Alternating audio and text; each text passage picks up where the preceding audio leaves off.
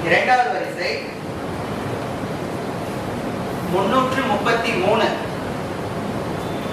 அங்க வந்து நாராயணசுவாமி ஐயா பாக்குறாரு, பரவாயில்ல நமக்கு பிடிச்ச என்ன அமைஞ்சிருக்கு கட்ட முழுக்க. 333. அடுத்து 64. அடுத்து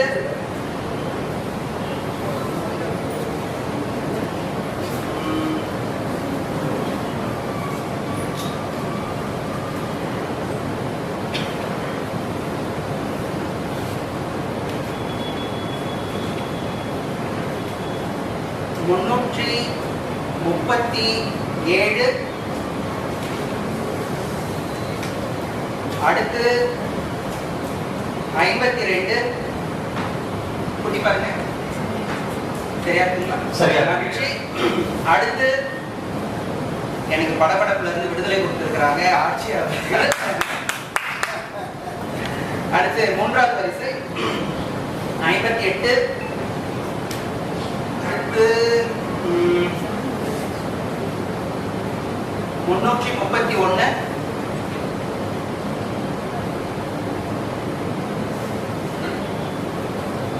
அடுத்து 54. அடுத்து 343. மகிழ்ச்சி. அடுத்து நான்காவது வரிசை 56.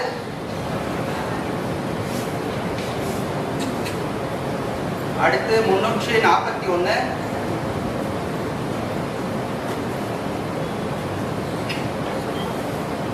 அதன் பிறகு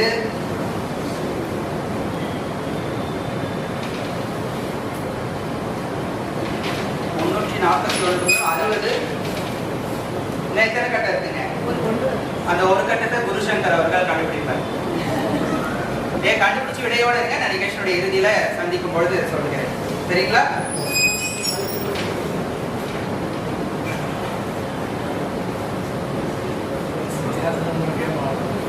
நேரம் இருந்தா இன்னொரு கேம் விளையாட்டோம். இன்னொரு ஆட்டம் ஆடலாம். ஆனா ஒரு சரி. ஏன்னா ஐயா அவர்கள் எனக்கு செய்தி அனுப்பும் பொழுது 1 மணி நேரம் செய்யணும்னாரு. அதில் 47 மணிப்புள்ளிகள் நகர்ந்திருக்கு. முடிக்க வேண்டியிருக்கிறது. நிறைவு கட்டத்திற்கு நாம் நெருங்கி விட்டோம். பெருமக்களே, நான் முன்பே சொன்னது போல இந்த கவனங்க நிகழ்ச்சி என்பது ஒரு மனித ஆற்றலுக்கான ஒரு அடையாளம் என்று சொன்னேன். இதுல நீங்க கேட்ட சில வினாக்களை கேட்ட உடனேயே நம்ம திரும்ப சொல்லியதை நீங்கள் கவனிக்கிறீர்கள். சில வினாக்கள் நான் பின்னர் சொல்லுகிறேன் என்று சொல்லி வந்திருப்பதை கவனிக்கிறேன். இப்பொழுது இந்த பின்னர் சொல்லக்கூடிய காலகட்டத்திற்கு நம்ம வந்துருக்கோம். இப்ப தொடக்கத்துல இருந்து யார் யாரெல்லாம் என்ன வினா கேட்டீர்கள், அது கொடுக்கப்பட்ட வினா என்ன, அதுக்கு நான் சொன்ன விடைகள் என்ன என்பதை மீண்டும் நினைவு கூர்ந்து சொல்ல. இப்ப ஏறத்தாழ நான் சொன்னது போல 50 மணித்துளிகள் உங்களோடு கலந்துரையாடி இருக்கிறேன். 50 மணித்துளிகளுக்கு முன்பு நீங்கள் சொன்ன செய்திகள், இப்பொழுது அண்மையிலே சொன்ன செய்திகள் என அத்தனையும் இப்பொழுது நினைவு கூர்ந்து வரிசையாக சொல்ல இருக்கின்ற பகுதி, நேர பகுதி இது. நாம்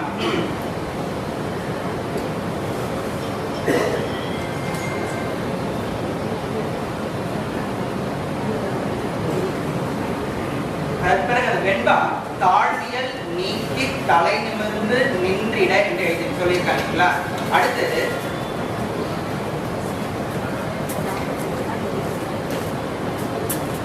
காழ்வியல்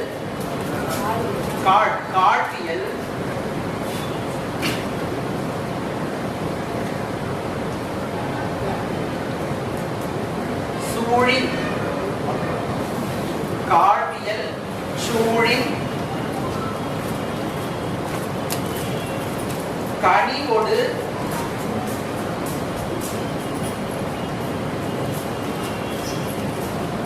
வாழ்ந்திட தாழ்வியல் நீக்கி தலை நிமிர்ந்து நின்றிட காழ்வியல் சூழின் கனிவொடு வென்றிட வாழ்ந்திட வேணாம், கனிவொடு வென்றிட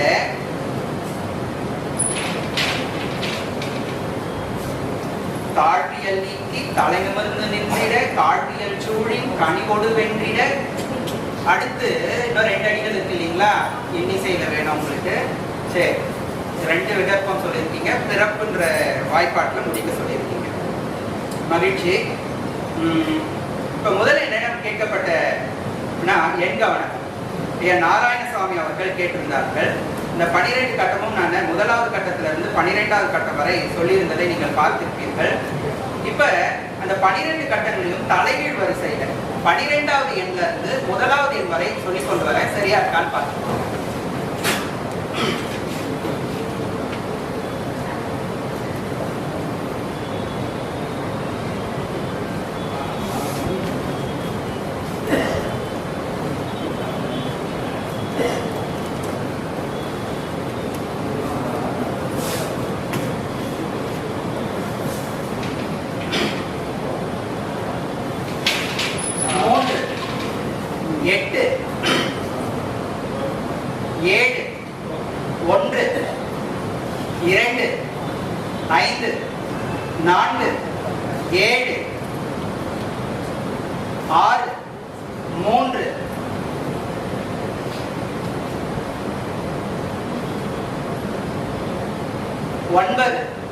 முதலாவது கட்டத்தில் 8.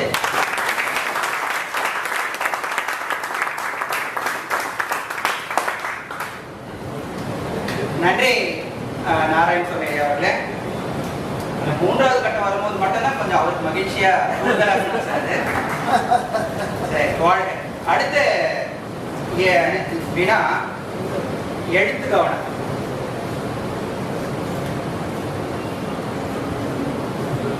செந்தில்குமார் ஐயா அவர்கள் கேட்டிருந்தாங்க.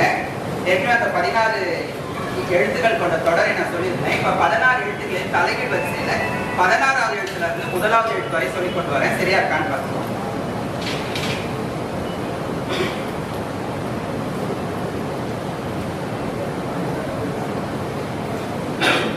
இம் ட இட்டு தி இத்து நீ ப இக் ரு தி இல் ர கு இக் ருத்தி.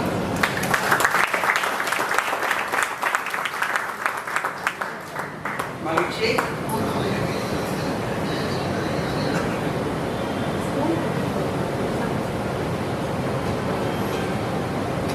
எழுத்து சொந்த ஒரு பேர் சொல்லுவாங்கல்ல, சொல்லிட்டேன் செஞ்சு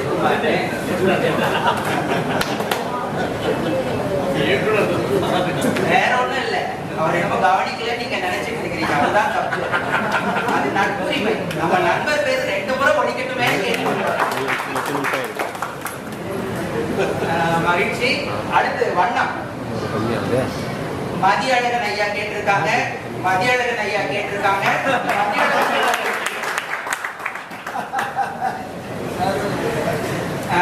வண்ணம் இந்த 7 நிறங்கள் ஐயா சொல்லியிருந்தாங்க. அந்த 7வது நிறத்துல இருந்து இப்ப முதல் நிறம் வரை தலைகள் வரிசையில் சொல்லி கொண்டு வர சரியா இருக்கான்னு பார்த்துப்பாங்க. ஒருத்தர் மணி அடிச்சுட்டே இருப்பாங்க.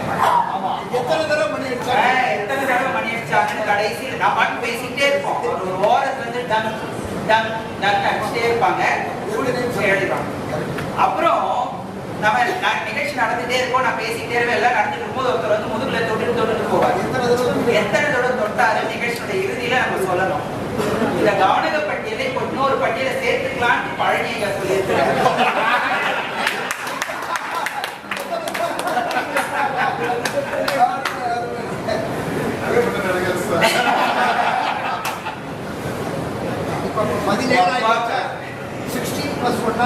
எதுங்க ஐயா நம்ம 70 கவனகம் வரைக்கும் அரங்கேற்றம் செய்திருக்கோம். முதுமுனைவர் இளங்குமரன் அவர்கள் தலைமையில தஞ்சாவூர்ல 70 வினாக்கள் தொடர்ந்து காலையில தொடங்கி மாலை வரை அந்த நிகழ்ச்சி மகிழ்ச்சி. அடுத்த கவனகம் வெண்பாவுக்கு வருவோம். 2 அடிகள் ஏற்கனவே நம்ம சொல்லி முடிச்சிருக்கோம். கனிவோடு வென்றிட தாய் தமிழ்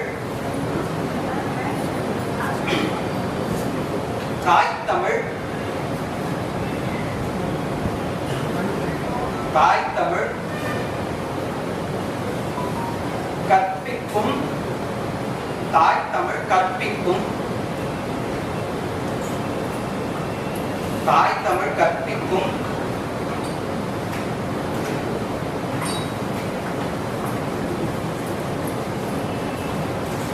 இதோட இருக்கமா நான் நிகழ்ச்சி அப்புறமா சொல்றேன்.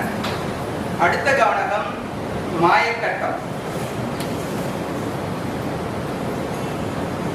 குருசங்கர் அவர்கள் அந்த கடைசி கட்டத்தோட அவர் அணியமாக இருக்கிறார். 786 கூட்டி பாத்தீங்களா? எப்படி எல்லாம் கூட்டி பாத்தீங்க? குறுக்கு நிலமாக குறுக்க கூட்டி பாத்தீங்களா? மாட்டிட்டேன். மேல நிரல் வரிசையிலும் திரை வரிசையிலும் கூட்டி பார்த்திருப்பீங்க. குறுக்க கூட கூட்டி பாருங்க, தப்பு இல்லை. 786 வரும். அது மட்டும் இல்ல, 4 மூலையில இருக்கக்கூடிய எண்களை எடுத்து கூட்டி பாருங்க, 786 வரும். அது மட்டும் இல்ல, முதலாவது கட்டம், 2வது கட்டம், 13வது கட்டம், 14வது கட்டம் எடுத்து கூட்டி பாருங்க, 786 வரும்.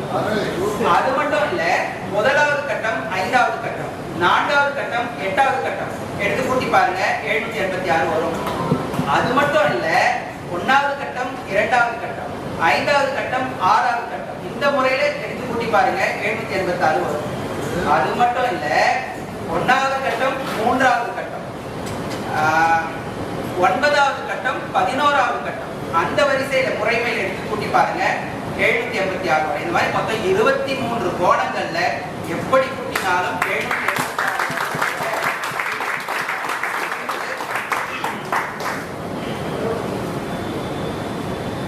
இந்த கடைசி கட்டத்திற்குரிய எண்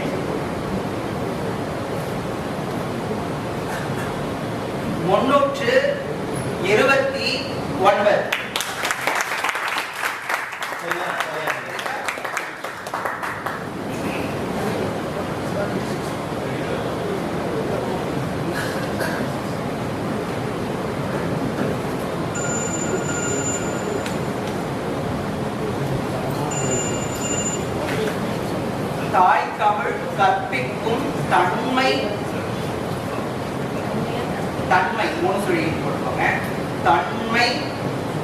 அதோட ஒரு இத்தையும் சேர்த்துக்கோங்க.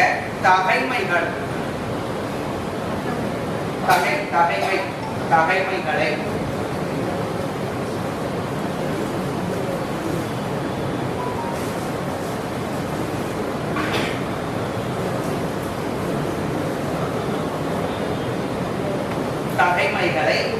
அது பக்கத்துல ஒரு இப்ப நான் கொடுப்போங்க. தாய் தமிழ் கற்பிக்கும் தன்மை தகைமைகளை பாய்ந்தோடி கற்று பரப்பு. பாய்ந்தோடி கற்று பரப்பு.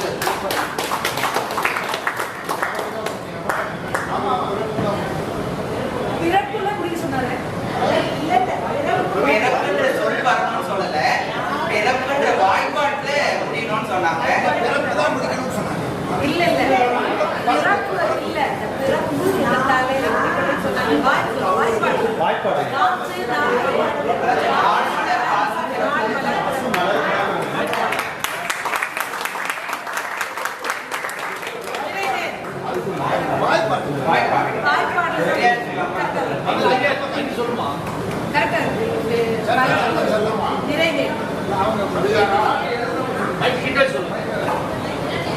இரண்டு விகற்பமல்ல இனிசை வெண்பா பிறப்பு எனும் சீர் முடியக்கூடிய வாய்ப்பாடுகளுடைய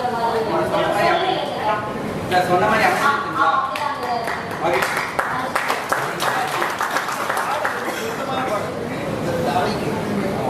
பாய்ந்தோடி அங்க ஒரு இக்கனா போட்டுருங்க. பாய்ந்தோடி கற்று அங்க ஒரு இப்பனா போட்டுருங்க.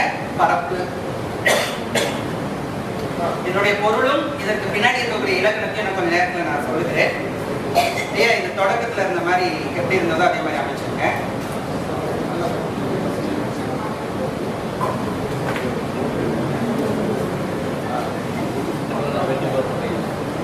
வெற்றி பெற நீங்க தாங்க எப்போதுமே வெற்றியாளர்.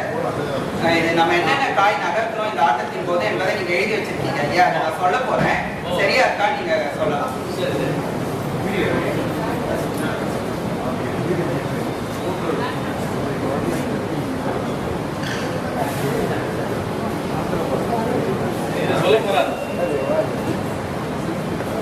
இதை சொல்ல போறாரு இல்ல என்னென்ன எழுதி வச்சிருக்கீங்கன்னா அதை சொல்ல போறாரு.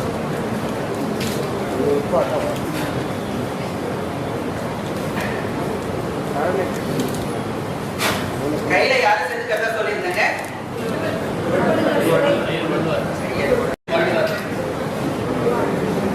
திருவள்ளுவனுடைய முன்பக்க தோற்றத்தை நீங்கள் இங்க பார்க்கலாம். இன்னும் கொஞ்ச நேரத்துல ஐயா பழனி அவர்கள் இந்த நிகழ்ச்சியின் போது தொடக்கத்திலிருந்து காய்கள் நகர்த்தி வந்தார். அவருக்கு பதில் அளிக்கும் வகையில் நான் சில காய்களை நகர்த்தி கொண்டு வந்திருந்தேன். அவற்றை எல்லாம் நீங்க பார்த்து கொண்டே வந்தீர்கள். அவற்றை என்னென்ன காய் நகர்த்தணும்ன்றதை அவர் எழுதியிருக்கிறார். அவற்றை இப்போது நான் வரிசையாக சொல்றேன். சரியா இருக்கான்னு பார்த்துக்கோம்.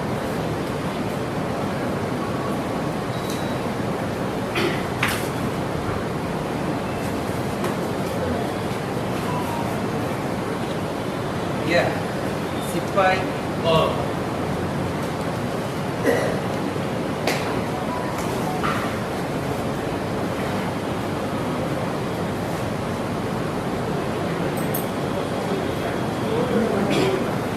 அவருடைய குதிரை எடுத்து F6 என்ற கட்டத்தில் நகர்த்தினார். நான் என்னுடைய சிப்பாயை D3 என்ற கட்டத்தில் நகர்த்தினேன். அதன் பிறகு அவருடைய சிப்பாயை G6 என்ற கட்டத்தில் நகர்த்தினாரு. நான் என்னுடைய ராணியை எடுத்து C3 என்ற கட்டத்தில் நகர்த்தினேன். அவருடைய மந்திரியை எடுத்து G7 என்ற 7 என்ற கட்டத்தில் அவர் நகர்த்தினாரு. நான் என்னுடைய மந்திரியை கொண்டு வந்து F4 என்ற கட்டத்தில் நான் நகர்த்தினேன். அதன் பிறகு அவருடைய சிப்பாயை எடுத்து D5 என்ற கட்டத்தில் நகர்த்தினாரு. ஆட்ட சுவாரஸ்யத்துல கவனிக்காம நகர்த்திட்டாரு. அதன் பிறகு நான் C7 என்ற கட்டத்தில் வச்சு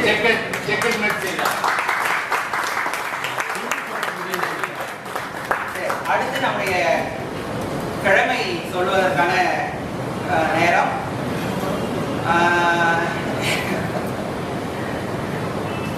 இருவர் கேட்டிருந்தார்கள். அம்மையார் அவர்கள்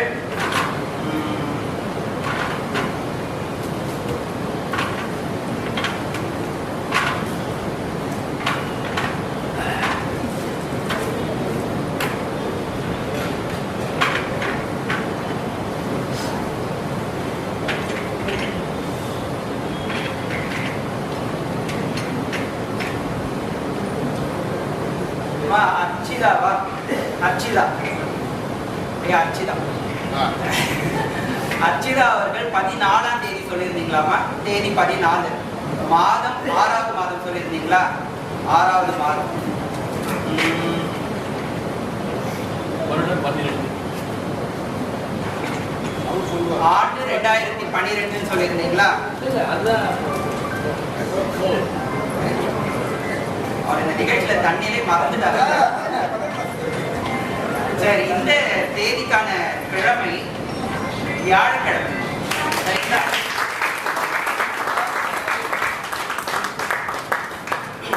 நன்றி. அடுத்து நம்முடைய ஆட்சியர் அவர்கள் கேட்டிருந்தார்கள். அம்மையார் அவர்கள் தொடுத்திருந்த வினா தேதி 29, தேதி 29, மாதம் 3வது மாதம், பிப்ரவரி 2வது மாதம், பிப்ரவரி மாதம்.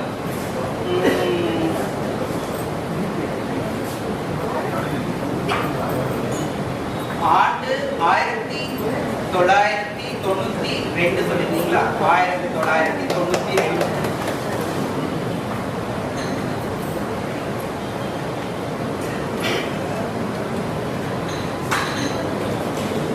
இந்த தேதிக்கான கிழமை சனிக்கிழமை.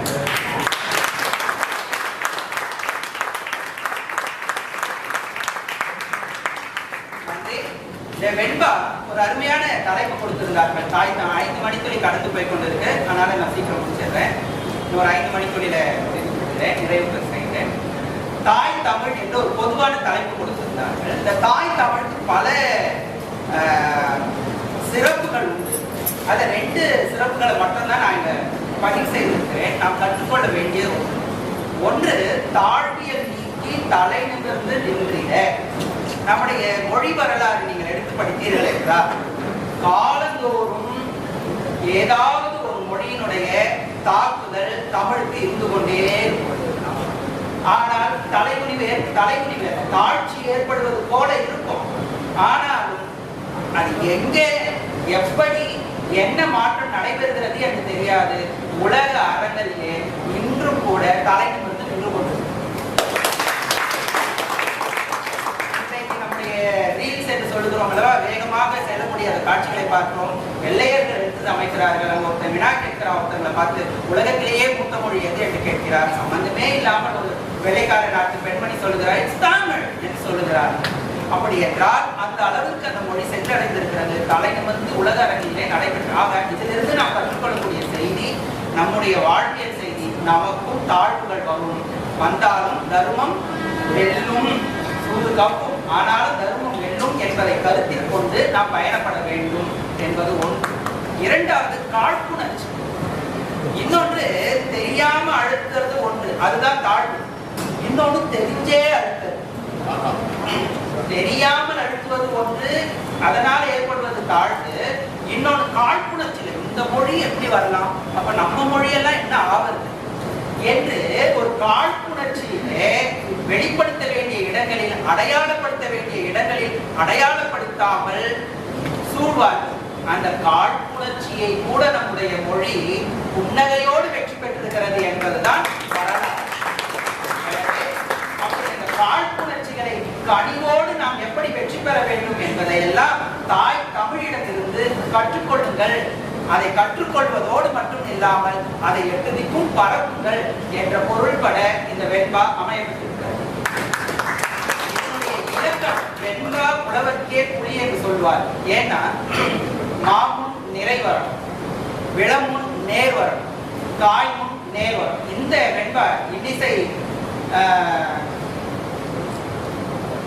வெண்பாவாக அமையப்பட்டிருக்கிறது. ஆனா இதனுடைய தலைகள் பார்த்தீங்கன்னா ரெண்டு தான்.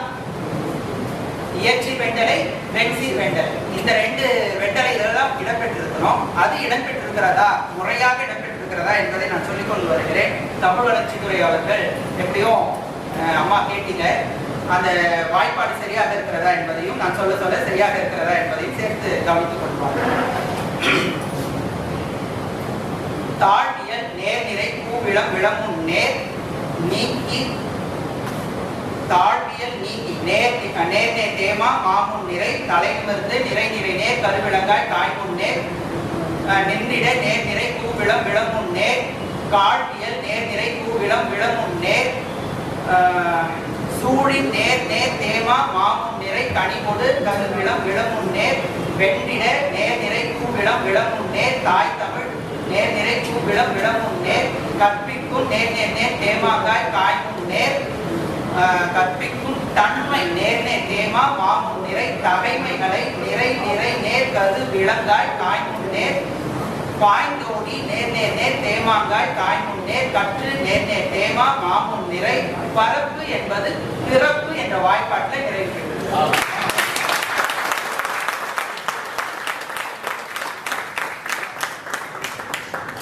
பெருமக்களே, கையில் திருவள்ளுவரை செதுக்கிக் கொண்டிருக்கிறேன் என்று சொன்னேன். அந்த திருவள்ளுவருடைய முன்பக்க நீங்கள் இப்பொழுது பார்க்கலாம்.